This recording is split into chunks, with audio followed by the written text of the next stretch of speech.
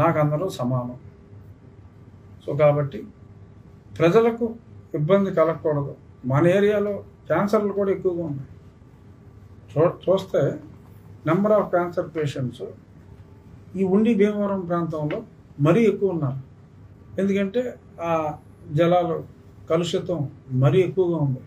ఎందుకంటే మన అంత డ్రైనేజ్ వ్యవస్థ, మంచినీటి కెనాల్స్, బోర్ వేసుకుందామంటే లేదు. ఎందుకంటే ఆక్వా జలాలతో బోర్లు కలుషితం అయిపోయినాయి. కాలువ నీళ్ళే తాగాలి, కాలువ గట్లు ఆక్రమించేసి, చెరువు గట్లు ఆక్రమించేసి, ఆ మలమూత్రాలన్నీ అదే దాంట్లో వదిలేసి అవన్నీ మనుషులు తాగాలి. అక్కడ ఆక్రమణలో ఎవరైనా దళితులు ఉంటే ఆడు జోలికి వస్తే భూకంపం సృష్టిస్తాం, బద్దలు కొడతాం, కింద బద్దలు కొడతాం, పైన బద్దలు కొడతాం అంటే ముడుచు కూర్చుంటానికి ప్రజలు సిద్ధంగా లేరు. ప్రజల ఆరోగ్యం ముఖ్యం.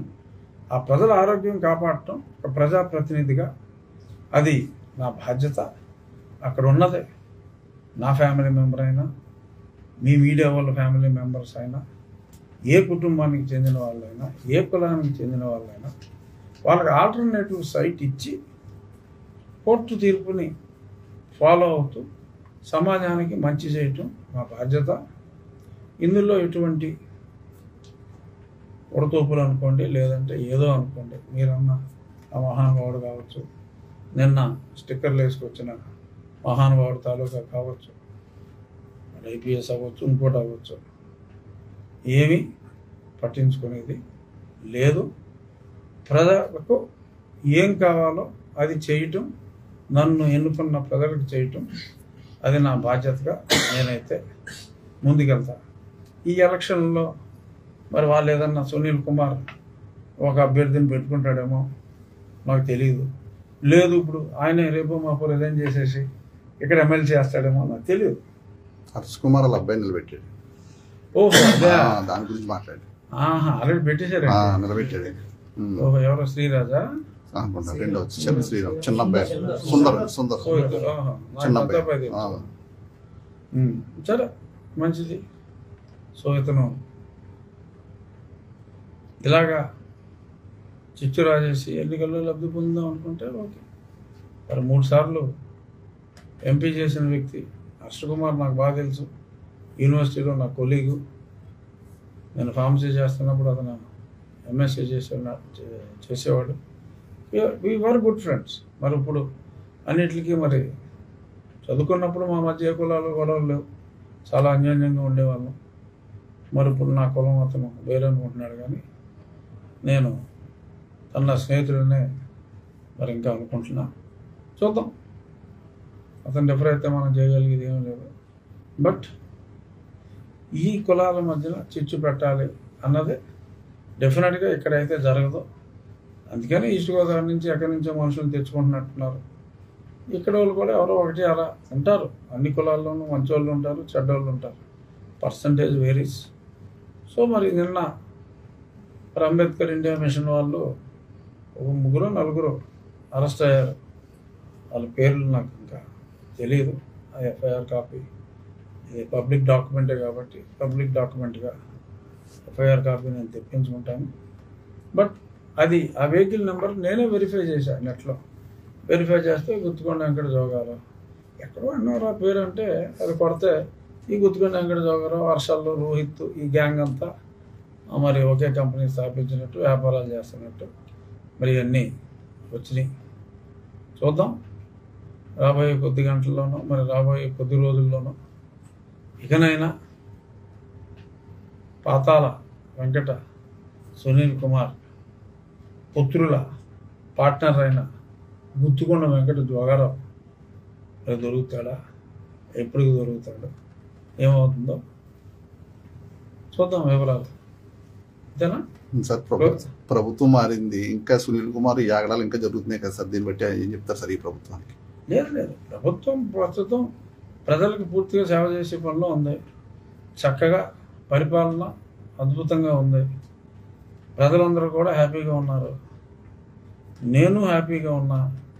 ఒక్క ఈ సునీల్ కుమార్ విషయంలో తప్ప. అందుకనే నేను సమయం వచ్చినప్పుడల్లా ఇంకెప్పుడు యాక్షన్ తీసుకుంటారు స్వామి అని నేను, స్వామి యాక్షన్ ఎప్పుడు స్వామి అని రష్మికలాగా అడుగుతున్నా. చూడాలి మరి ఎప్పుడు ఉంటుందో యాక్షను. నేనైతే అన్ని విధాల ప్రజలు ప్రభుత్వం పట్ల హ్యాపీగా ఉన్నారు.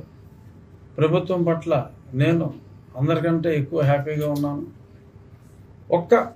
ఈ సునీల్ కుమార్ అనే ఒక అధికారి విషయంలో మరి ఎందుకు ఇలా జరుగుతుంది అనేది నాకేదో ఊహాశక్తి అప్పాలమని నేను అప్పుడప్పుడు అనుకుంటూ ఉంటా. కానీ ఈ విషయంలో అటర్ ఫ్లాప్. ఎందుకో నాకైతే కారణం తెలియదు. అది తెలుసుకునే అన్వేషణలోనూ ఉన్నా. బట్ ఇవాళ రేపట్లో అవుతుందని అనుకుంటున్నా. మరి ఇంకా వదలరని అనుకుంటున్నాను. ఎందుకంటే ఇంత రెడ్ హ్యాండెడ్గా దొరికేసిన తర్వాత సునీల్ కుమార్కి ఓ రూలు, మాకు ఇంకో రూలు అని ప్రతి ఒక్కరు పోలీస్ స్టెక్ వేసుకుని తిరిగేస్తాడు. ఎవడ పోలీసు, ఎవడ దొంగ ఎవడికి తెలియదు. అంచేత అందరికీ సునీల్ కుమార్కి ఇచ్చినట్టు పోలీస్ అని వేసేసుకుని తిరిగే ప్రొవిజన్ ప్రభుత్వం ఇస్తుందని నేనైతే అనుకోవట్లేదు.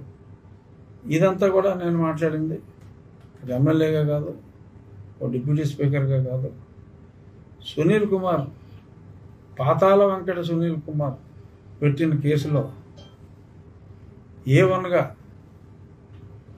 రాజద్రోహం సెక్షన్లో A1గా పెట్టబడ్డ నేను కనుమూరు రఘురామకృష్ణరాజు అనే ఒక వ్యక్తిగా అతను నన్ను ఒక నిందితుడిగా పెట్టాడు. మరి ఆ వ్యక్తిగా నేను ఇది మాట్లాడతాను.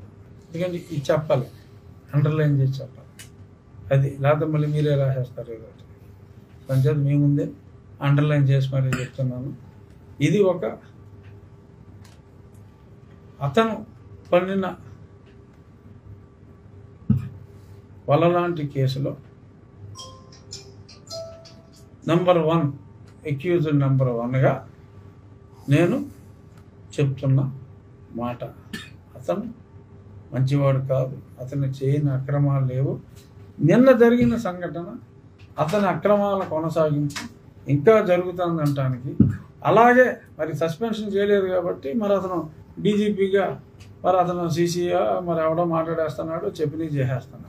రెచ్చగొట్టే దూరంలోనే ఉంది కదా సార్. రెచ్చగొట్టే అతను అంతా మాట్లాడితే ట్వీట్లు పెడతాం, బెదిరించడం, ఇవన్నీ కూడా రెచ్చగొట్టే దూరంలోనే నన్ను ఏం చేస్తారా ఈ ప్రభుత్వం అన్నట్టుగానే నడుస్తున్నాడు. చూద్దాం.